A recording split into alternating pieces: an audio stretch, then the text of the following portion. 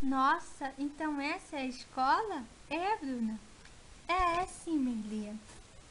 Tá todo mundo junto aqui. Que bom. Ok, quem são eles?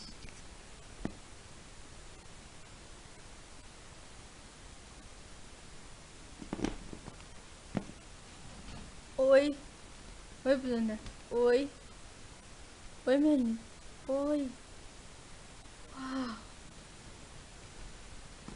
Oi, Bruna. Oi.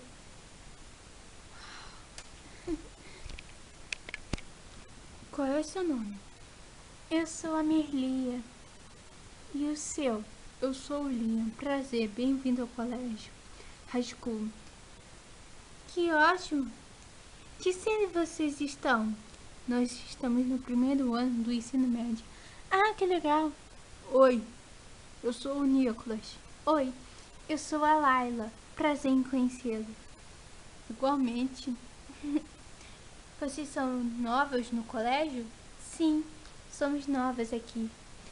A gente nunca viu vocês antes aqui. A gente não tava nesse colégio, mas a gente decidiu vir pra cá. Ah, tá. Bom, tem que ir. Tchau, Rio. Tchau.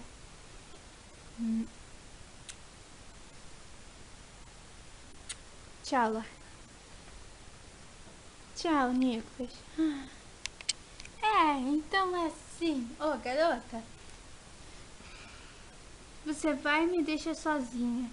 Irmã, vamos embora daqui, eu não tô gostando disso. Pois é, irmã, nem eu. Ei, elas me deixaram sozinhas. Ah, volta aqui. Essa gente não tem educação.